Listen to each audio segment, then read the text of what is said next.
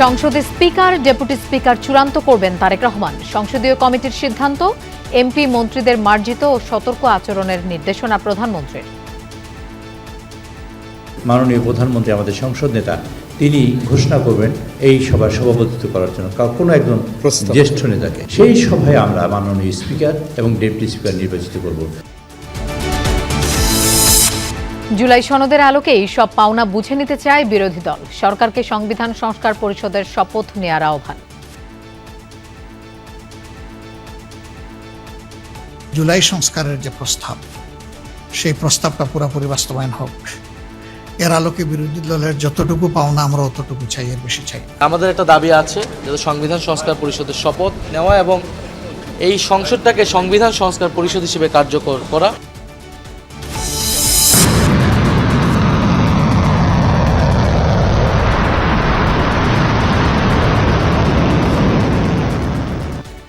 দুই ton ওয়ারহেডবাহী missile ছুড়ল Iran. ইসরায়েলে ব্যাপক ক্ষয়ক্ষতি। হরমুজের দখল রাখতে মাইন স্থাপন তেহরানের। বোমা মেরে সচলের চেষ্টা যুক্তরাষ্ট্রের। জ্বালানি নিয়ে চট্টগ্রাম বন্দরে ভিড়ছে একের পর এক জাহাজ। চলছে খালাস। অতিরিক্ত ডিজেল সহায়তা চেয়ে ভারতকে চিঠি। পাম্পে আজও দীর্ঘ লাইন। বাসা উত্তরখান থেকে আমি এখানে আসলাম সরাসরি। খিলকে তো পাই নাই, তো আমরা এখানেও পাচ্ছি না। 1 লিটার 150 টাকা, এর বেশি কোনো পাম্পে তেল দেয় না। রাইড শেয়ার করে চলি, তারা তো খুব ক্রাইসিস অবস্থায় পড়ে গেছে। বাড্ডায় দেয়াল চাপায় 2 শিশুর মর্মান্তিক মৃত্যু। নির্মাণাধীন ভবন মালিকের বিরুদ্ধে গাফিলতির অভিযোগ। পরিবারে শোকের মাতম।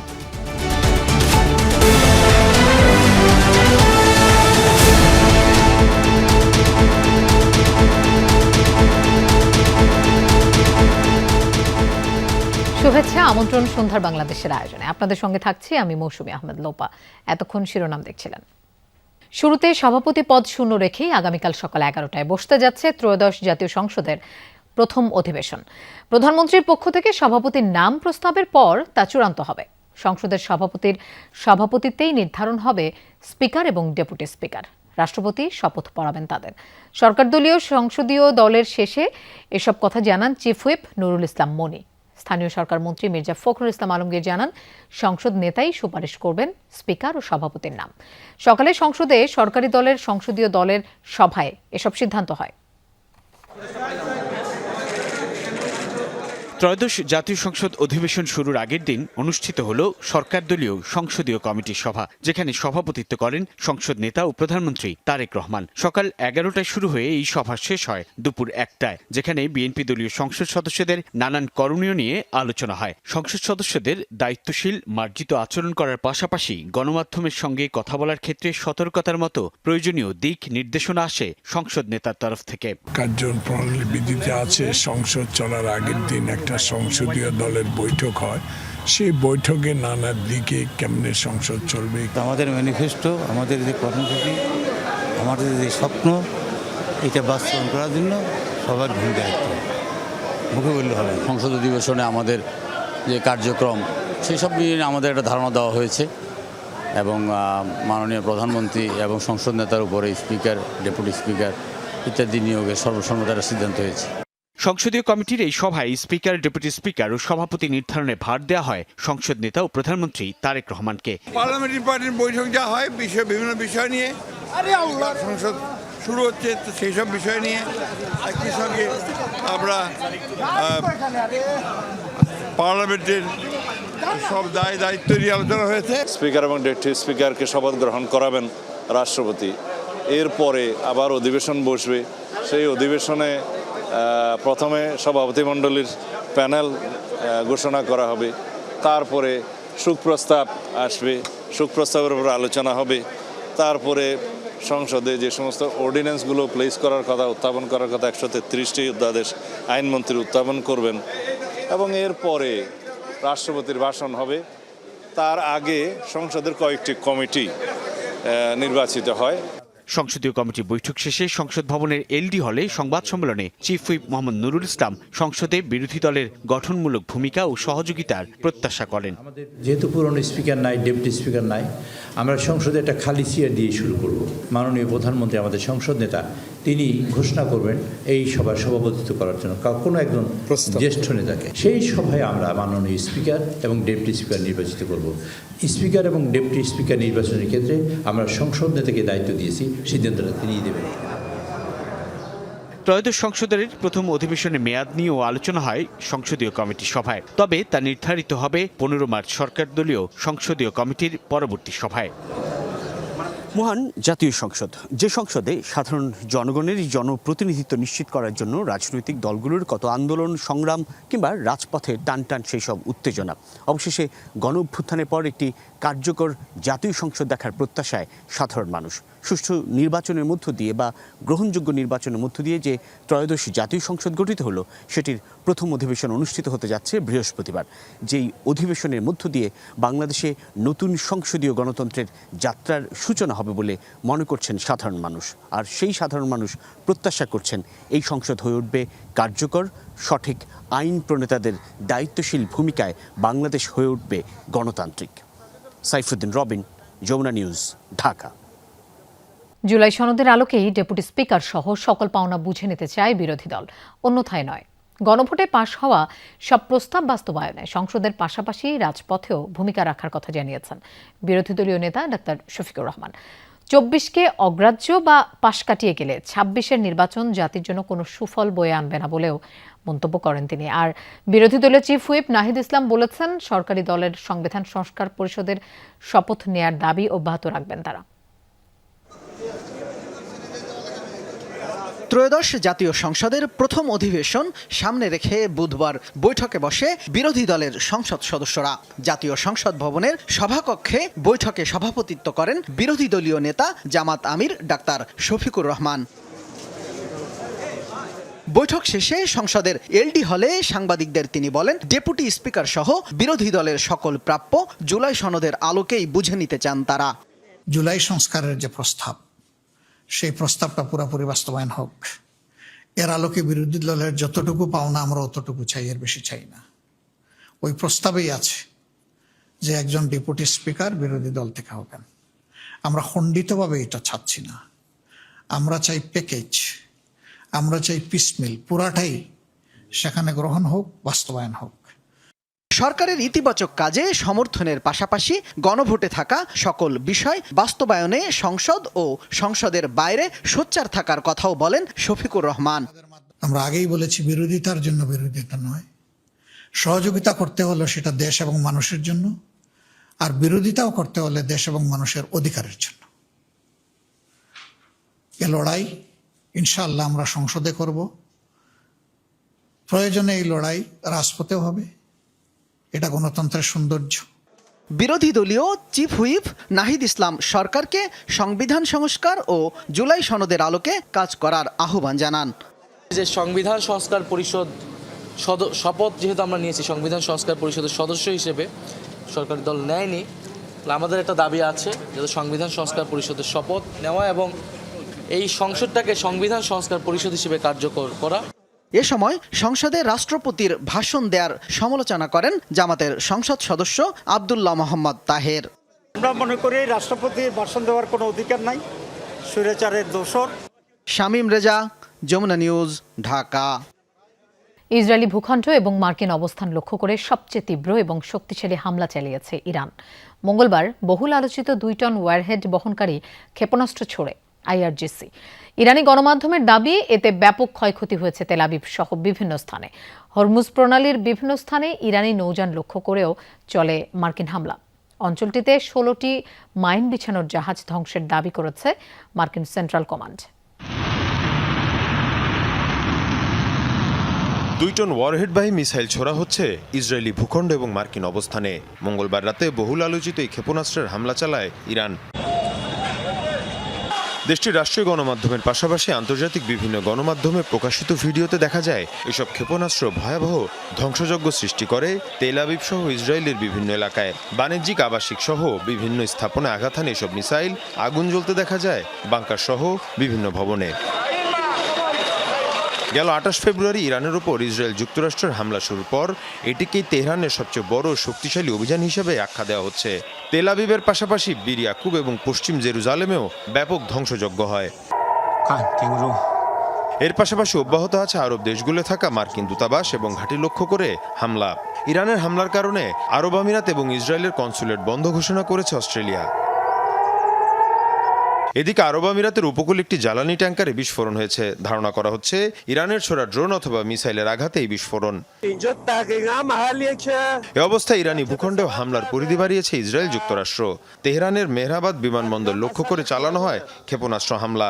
এর পাশাপাশি ইরানের রাজধানীর আবাসিক এলাকাগুলো চলছে ক্ষেপণাস্ত্র এবং বিমান হামলা। এছাড়াও কোম, নাতাঞ্জ এবং ইস্পাহানেও ভয়াবহ হামলা চালিয়েছে মার্কিন বাহিনী। বিভিন্ন এলাকা সড়ক জুড়ে মরদেহ ছড়িয়ে ছিটিয়ে থাকতে দেখা যায়। এদিকে হরমুজ প্রণালীর বিভিন্ন স্থানে ইরানি নৌযান লক্ষ্য করেও চলে মার্কিন হামলা। অঞ্চলটিতে 16টি মাইন বিছানোর জাহাজ ধ্বংসের দাবি করেছে মার্কিন সেন্ট্রাল কমান্ড। এর পাশাপাশি ইরানের ড্রোন এবং মিসাইল লঞ্চিং প্যাডেও হামলা চালায় ইসরায়েল। বিমান থেকে ছোড়া হয় একের পর এক ক্ষেপণাস্ত্র। মীর মুশফিকা হাসান, যমুনা নিউজ। যুদ্ধের প্রথম দিনে ইসরায়েল যুক্তরাষ্ট্রের যৌথ হামলায় আহত হয়েছিলেন ইরানের নতুন সর্বোচ্চ নেতা মুজতাবা খামেনি। বুধবার ইসরায়েলি ও ইরানি কর্মকর্তাদের বরাতে এক প্রতিবেদনে এই দাবি করেছে মার্কিন সংবাদ মাধ্যম নিউ ইয়র্ক টাইমস। প্রতিবেদনে বলা হয়েছে 28 ফেব্রুয়ারির হামলায় পায়ে আঘাত পেয়েছিলেন মুজতাবা খামেনি। ধারণা করা হচ্ছে এ কারণে জনসম্মুখে আসছেন না তিনি। তবে ইরানের দাবি নবনিযুক্ত সুপ্রিম লিডার নিরাপদ ও সুস্থ রয়েছেন। যুদ্ধের প্রথম দিনে যৌথ হামলায় প্রাণ যায় ইরানের সদ্য প্রয়াত সর্বোচ্চ নেতা আয়াতুল্লাহ আলী খামেনি। পরে গত রোববার মুজতাবা খামেনিকে সর্বোচ্চ নেতা ঘোষণা করা হয়। বিশ্ব রাজনীতির আবারও হটস্পটে পরিণত হয়েছে হরমুজ প্রণালী। মাত্র 21 মাইল চওড়া একটি জলপথ বদলে দিচ্ছে পুরো বিশ্বের জ্বালানি চিত্র। যুক্তরাষ্ট্র ইসরায়েলের হামলায় কোণঠাসা ইরান ট্রাম্প কার্ডের মতো ব্যবহার করছে গুরুত্বপূর্ণ এই নৌ রুটকে। আগ্রাসীদের ঠেকাতে সেখানে তেহরানের বিরুদ্ধে অভিযোগ উঠেছে সামুদ্রিক মাইন পুঁতে রাখারও। আবার সেই হুমকি মোকাবেলায় সর্বশক্তি প্রয়োগ করে যাচ্ছে যুক্তরাষ্ট্র। সব মিলিয়ে মধ্যপ্রাচ্যের ত্রিমুখী সংঘাত সর্বাত্মক জ্বালানি যুদ্ধে রূপ নেবে কিনা তা নির্ভর করছে হরমুজ প্রণালীর উপর। ইরানের সাথে যুক্তরাষ্ট্র ইসরায়েলের যুদ্ধ শুরুর পর থেকেই আলোচনার কেন্দ্রবিন্দুতে ছিল তেহরান নিয়ন্ত্রিত হরমুজ প্রণালী। শুরু থেকেই সরু এই জলপথটিকে বন্ধ করার হুমকি দিয়ে আসছিল ইরানি কর্তৃপক্ষ। এক পর্যায়ে যা কার্যকর হয়, ফলস্বরূপ অচলাবস্থা তৈরি হয় বৈশ্বিক তেলের বাজারে, অস্থির হয়ে ওঠে বিশ্ব রাজনীতি। একাধিক মার্কিন গোয়েন্দা সূত্রের বরাতে সংবাদ মাধ্যম সিএনএন বলছে হরমুজ প্রণালীতে মাইন বসাচ্ছে ইরান। গেল কয়েকদিন ধরে চলছে এই তৎপরতা, যা ঘিরে আবারও শঙ্কা তৈরি হয়েছে বৈশ্বিক জ্বালানি সরবরাহে বিঘ্ন ঘটার। কেননা বিশ্বের অন্যতম গুরুত্বপূর্ণ নৌরুট প্রণালীটি। এদিকে এই ঘটনা সত্যি হলে ইরানকে নজিরবিহীন পরিণতির হুঁশিয়ারি দিয়েছেন মার্কিন প্রেসিডেন্ট ডোনাল্ড ট্রাম্প। এর আগে মাইন বসানোর অভিযোগে হরমুজ প্রণালীতে বিভিন্ন জাহাজে হামলা চালায় যুক্তরাষ্ট্র। অবশ্য সূত্র বলছে ইরানের কাছে এখনও 80 থেকে 90% যুদ্ধযান ও মাইন স্থাপনকারী জাহাজ অক্ষত রয়েছে। হরমুজ প্রণালী আমাদের দেশের কৌশলগত জলপথগুলোর মধ্যে একটি। এটি ভৌগোলিকভাবে ঈশ্বর প্রদত্ত সম্পদের মধ্যে একটি, যা আমাদের দেশকে ঈশ্বর তার অনুগ্রহে দান করেছেন। ভালো কথা হলো, ইরান যখন যুদ্ধ পরিস্থিতিতে থাকে তখন তার এই সম্পদের সর্বোত্তম ব্যবহার করা উচিত। তেল আমদানি রফতানিতে বিশ্বের সবচেয়ে গুরুত্বপূর্ণ জলপথ বিবেচনা করা হয় হরমুজ প্রণালীকে, যেখান থেকে সারা বিশ্বের মোট অপরিশোধিত তেল ও গ্যাসের প্রায় 1/5 পরিবাহিত হয়, গড়ে দৈনিক 21 মিলিয়ন ব্যারেল। এখনও ইরানের রেভলিউশনারি গার্ড আইআরজিসির হাতে রয়েছে প্রণালীটির নিয়ন্ত্রণ। মাইন বিছানোর নৌযান, বিস্ফোরক ভর্তি নৌকা ও উপকূলীয় ক্ষেপণাস্ত্র ঘাঁটি ব্যবহার করে মুহূর্তেই সেটি বন্ধ করার সক্ষমতাও রয়েছে তাদের। অনিক রহমান, যমুনা নিউজ। সরকার জ্বালানি সরবরাহ স্বাভাবিক বললেও রাজধানীর বেশ কয়েকটি পাম্প তেল সংকটে বন্ধ রয়েছে। তেল না থাকায় প্রায় 2 দিন ধরে বন্ধ রয়েছে বেশ কয়েকটি পাম্প। এমন অবস্থা চলতে থাকলে আগামী ঈদ যাত্রায় সংকট দেখা দেবে বলে জানিয়েছে পেট্রোল পাম্প ওনার্স অ্যাসোসিয়েশন। পাম্পগুলোতে ব্যাপক নিরাপত্তা সংকট তৈরি হয়েছে বলেও দাবি তাদের। এদিকে চট্টগ্রাম বন্দর সীমানায় 6টি জাহাজ থেকে আজ জ্বালানি খালাস হয়েছে। কোথায় যাবো? যাবো কোথায়? আজিজুল ইসলাম দীপু মোটরসাইকেলের জ্বালানি নিতে সকাল 11:30 পর্যন্ত পাম্পে পাম্পে ঘুরলেও তেল পাননি কোথাও। বাসা তো উত্তরখান থেকে আমি এখানে আসলাম সরাসরি। খিলকে তো পাই নাই, তো আমরা এখানেও পাচ্ছি না। উত্তরাও দেখছি, ওখানেও নাই। সরকার তেল সরবরাহ স্বাভাবিক বললেও অনেক পাম্পেই নেই তেল। যেমন কুড়িলের এই পাম্পটিতে মঙ্গলবার থেকে জ্বালানি তেল শেষ, শুধু গ্যাস সরবরাহ চলছে। বিকাল 3টা থেকে 4টার ভিতরে এক গাড়ি ফুয়েল আমাদেরকে দেয়, রাতে হাইস্ট হলে 12টা থেকে 12:30-এর ভিতরে ফুয়েল শেষ হয়ে যায়। আর পর্যাপ্ত পরিমাণে চাপের কারণে আমরা ফুয়েলটা ঠিকমতো পাচ্ছি না, কিন্তু আমাদের চাহিদা ছিল প্রতিদিন 2 গাড়ি। 1 লিটার 150 টাকা, এর বেশি কোনো পাম্পে তেল দেয় না। তেল দিলেও 300 টাকার উপরে তেল দেয় না। আমরা সাধারণ যারা বাইকার রাইড শেয়ার করে চলি, তারা তো খুব ক্রাইসিস অবস্থায় পড়ে গেছে। বর্তমানে আমাদের তেলের মজুদ শেষ হয়ে যাওয়ার কারণে ডিজেল ও অকটেন সরবরাহ বন্ধ রয়েছে। উত্তর বাড্ডার এই পাম্পটিতে আবার 2 দিন ধরে জ্বালানি তেল নেই। মালিবাগের এইটিতেও নেই অকটেন। পাম্প সংশ্লিষ্টরা বলছেন ডিপো থেকে তেল দেওয়া হয়নি 2 দিন, ফলে পাম্প বন্ধ রাখতে হয়েছে। আজ বিকেল থেকে শুরু হবে তেল সরবরাহ। এই পাম্পে 3 দিন রাজশাহী তেল নাই। সর্বলাস্ট বৃহস্পতিবার 400 টাকার তেল ভরছি। বৃহস্পতিবার থেকে এই পর্যন্ত এখন থেকে আর এই যে এখন বন্ধ হয়ে যাবে। 8টা থেকে 10টা পাম্প আমি ঘুরছি, কোনো পাম্পে তেল নাই। কালকে সিরিয়ালে আমরা তেল পাই নাই, তেল আনা অনেকে। আজকে তেল আনবো এই আপনার ইফতারের পর। এই অবস্থায় সংবাদ সম্মেলন করে বেশ কিছু দাবি জানিয়েছে পেট্রোল পাম্প ওনার্স অ্যাসোসিয়েশন। মূলত পাম্পে নিরাপত্তা সংকট একটি বড় শঙ্কার কারণ হয়ে দাঁড়িয়েছে। এছাড়া প্যানিক বাইং এর কারণে এই সংকট উল্লেখ করে প্রতিটি পাম্পে পুলিশের পাশাপাশি সেনা মোতায়েন চেয়েছেন তারা। মোটরসাইকেলে যে বিভাজন করছে এইটা ভাই আমাদের পক্ষে নিয়ন্ত্রণ করা সম্ভব হয় না। হয় সবাই 5 লিটার করে দেন, আর না হলে 400 টাকা করে দেন, সবাই নাহলে 300 টাকা করে দেন। সবাই একই ফিগার রাখতে হবে, কারণ আমাদের মূল সমস্যা মোটরসাইকেল নিয়ে। আমাদের প্রত্যেকটা পেট্রোল পাম্পে পুলিশের সাথে সেনা মোতায়েন করতে হবে। এদিকে বুধবার চট্টগ্রাম বন্দর সীমানায় 6টি জাহাজ থেকে জ্বালানি খালাস হয়েছে। জ্বালানিবাহী আরও 4টি জাহাজ বাংলাদেশের জলসীমানায় রয়েছে বলে জানিয়েছেন চট্টগ্রাম বন্দর কর্তৃপক্ষ। 6টি জাহাজ এই মুহূর্তে বন্দরে এবং বন্দর সীমার ভিতরে পণ্য খালাসের সাথে জড়িত রয়েছে। বাকি 4টি জাহাজ আগামী 2 দিনের ভিতরে, আজকে আসবে 2টো, 12 তারিখে একটি এবং আগামী 14 তারিখে একটি জাহাজ বাংলাদেশ জলসীমায় এবং বন্দরের সীমায় জ্বালানিবাহী হিসেবে এখানে আসছে এবং বন্দরে যখনই তারা শিডিউল চাইবে আমরা প্রাধিকারের ভিত্তিতে খালাস দিব। এদিকে রেশনিং পদ্ধতির আওতায় ডিপো থেকে পেট্রোল পাম্পগুলোতে জ্বালানি সরবরাহ বাড়িয়েছে Bangladesh petrol pump corporation BPC. Sumaiya Oishi, Jamuna news, Dhaka. এদিকে ভারতের আসামের নুমালীগড় রিফাইনারি থেকে পাইপলাইনে দিনাজপুরের পার্বতীপুরের রেলহেড ডিপোতে ঢুকেছে আমদানি করা 5000 মেট্রিক টন ডিজেল। বিকেল 3টায় পুরো তেল লোড সম্পন্ন হয়। আমদানিকৃত ডিজেল পদ্মা, মেঘনা ও যমুনা অয়েল কোম্পানির মাধ্যমে বিতরণ করা হবে। ডিপোর ব্যবস্থাপক আহসান হাবিব জানান, সোমবার বিকেলে নুমালীগড় রিফাইনারি থেকে পাম্পিং করে পাইপলাইনে ডিজেল সরবরাহ শুরু হয়। কারিগরি ত্রুটির কারণে 4 ঘন্টা সরবরাহ বন্ধ ছিল। মধ্যপ্রাচ্যের সংঘাতের কারণে আগামী 4 মাসে অতিরিক্ত 50,000 মেট্রিক টন ডিজেল আমদানি নিয়ে সম্প্রতি দুদেশের মধ্যে আলোচনা হয়। পাইপলাইনের মাধ্যমে জ্বালানি তেল সরবরাহ নিয়ে 2017 সালে বাংলাদেশ ও ভারতের মধ্যে চুক্তি হয়।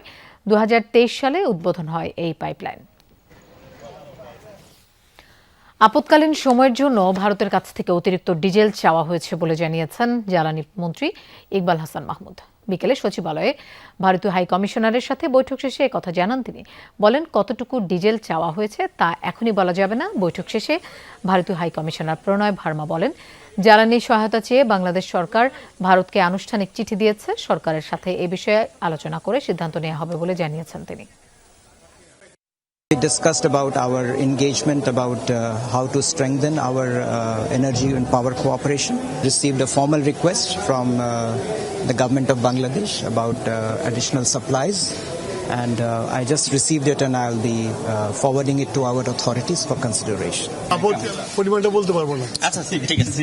কারণ এখনো ডিসাইড হয় নাই। How can I tell you? ব্যাপার হচ্ছে যে আপৎকালীন অবস্থার জন্য আমরা বলছি যে আমাদের একটু তেল বাড়ায় দাও। এখন তারা ডিসাইড করে কতখানি বাড়াবে। আন্তর্জাতিক অপরাধ ট্রাইব্যুনালের প্রসিকিউটরদের বিরুদ্ধে একের পর এক আর্থিক লেনদেনের অভিযোগ উঠেছে। সদ্য বিদায়ী প্রসিকিউটর তাইমুম রেজা তালুকদারের 1 কোটি টাকা ঘুষ চাওয়ার অভিযোগ তদন্ত করতে 5 সদস্যের ফ্যাক্টস ফাইন্ডিং কমিটি কাজ শুরু করেছে। প্রসিকিউটরের কেউ ঘুষ লেনদেনের প্রমাণ পেলেই ব্যবস্থা নেওয়ার হুঁশিয়ারি দেন চিফ প্রসিকিউটর।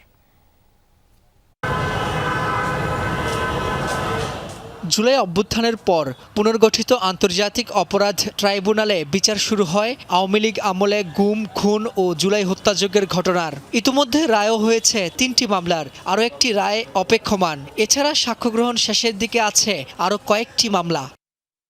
এসব মামলার বিচার কার্যে প্রসিকিউশনের একাধিক সদস্যের বিরুদ্ধে বিভিন্ন সময়ে উঠেছে আর্থিক লেনদেনের অভিযোগ।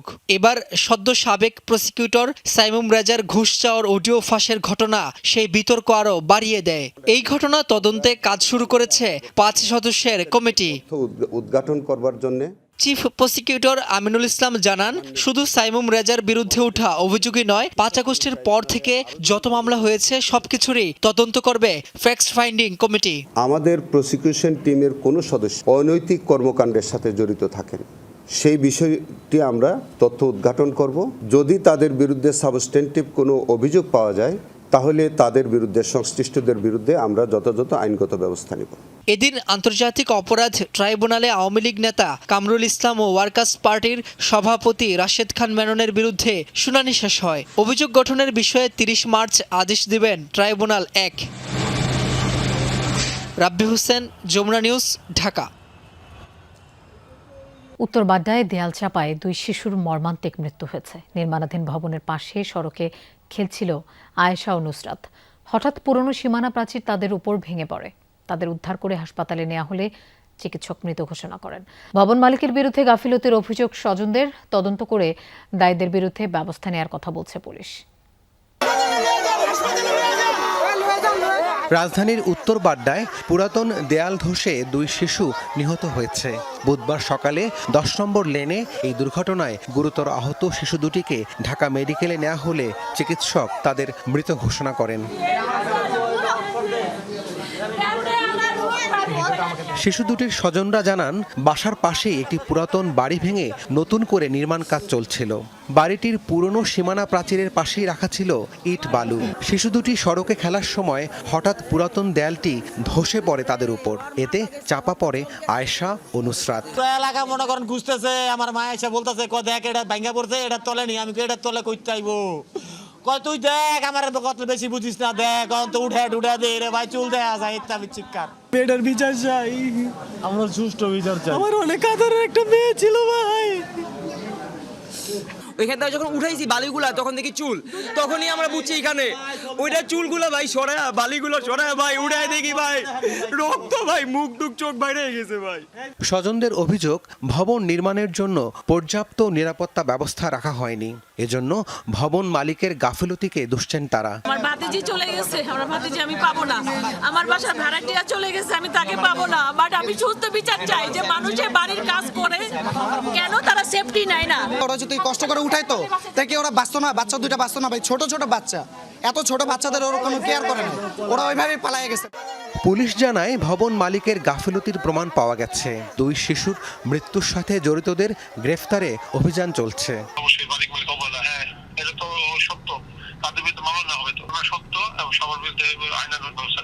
শিশু দুটির মরদেহ ময়নাতদন্তের জন্য ঢাকা মেডিকেলের মর্গে রাখা হয়েছে। রাব্বি সিদ্দিকী, যমুনা নিউজ, ঢাকা।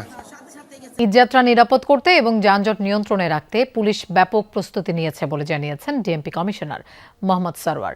এ সময় তিনি দুর্ঘটনা এড়াতে প্রতিটি দূরপাল্লার বাসে একাধিক চালক রাখতে মালিকদের প্রতি আহ্বান জানান। ঈদযাত্রা নির্বিঘ্ন ও চাঁদা মুক্ত করতে দুপুরে মহাখালী বাস টার্মিনালে মালিক শ্রমিক মতবিনিময় সভায় এমন আহ্বান জানান ডিএমপি কমিশনার। যেখানে সেখানে যাত্রী ওঠানামা করা হলে পুলিশ কঠোর ব্যবস্থা নেবে বলে হুঁশিয়ারি দেন তিনি। জানান, টার্মিনাল সহ বিভিন্ন পয়েন্টে মোবাইল কোর্ট চালু থাকবে। ঈদযাত্রাকে স্বস্তির করতে পুলিশ সব সংস্থার সাথে সমন্বয় করে কাজ করছে বলে জানান ডিএমপি কমিশনার। শুধু বাস টার্মিনাল না, লঞ্চ টার্মিনাল, রেলওয়ে সহ সব জায়গায় ব্যাপকভাবে পুলিশ মোতায়েন থাকবে আমাদের ঢাকাবাসীর ঈদযাত্রা সহজ করার জন্য। অনেক সময় লক্ষ বাস আপনাদের অজান্তে অবৈধ সুবিধা নেওয়ার জন্য রাস্তায় নামে। এই বাসটা যদি হাইওয়েতে কোথাও নষ্ট হয় তাহলে ব্যাপক যানজট লেগে যায়। এই লক্ষ বাস যাতে রাস্তায় না নামে, এই জন্য আপনাদের সহযোগিতা কাম্য। দিনাজপুরে জমে উঠেছে ঈদের কেনাকাটা। বিক্রেতারা বলছেন, জেলায় বিদেশি পোশাকের চাহিদা বেশি, তবে এবার দেশের বাজারের উপরই নির্ভরশীল ক্রেতারা। দোকানগুলোতে বাহারি পোশাকের সমাহার। ঈদ এগিয়ে আসায় কেনাকাটায় ব্যস্ততা বেড়েছে ক্রেতাদের। দিনাজপুরে এবারের ঈদ কেনাকাটার চিত্র কিছুটা ভিন্ন। সীমান্তবর্তী হওয়ায় অন্যান্য বছর ঈদের কেনাকাটা করতে পার্শ্ববর্তী দেশে ভিড় করতেন জেলার ক্রেতাদের বড় একটি অংশ। তবে এবার ভিসা জটিলতায় বর্ডার পার হতে পারেননি ক্রেতারা। তাতে ভাটা পড়েনি ঈদ কেনাকাটায়। দেশীয় বিভিন্ন ব্র্যান্ডের শোরুম ছাড়াও ফুটপাত থেকে শপিং মল এখন ক্রেতাদের ভিড়ে জমজমাট। শহরের ঐতিহ্যবাহী মালদহপট্টির বড় বড় দোকানগুলোতে যেন শাড়ি ও থ্রি পিস কেনার প্রতিযোগিতা। জেল রোড এলাকায় গার্মেন্টস দোকানগুলোতে বিক্রি হচ্ছে ছোটদের পোশাক, সেখানেও উপচে পড়া ভিড়। বাহাদুর বাজার এলাকায় মার্কেটগুলোতে পাঞ্জাবি, থ্রি পিস সহ বিভিন্ন পোশাকের সমাহার। বাজারে বর্তমানে পাকিস্তানি ড্রেস বলে যেগুলো হচ্ছে এগুলোই বর্তমানে বেশি জনপ্রিয়, এগুলোই কিনতেছি আমরা।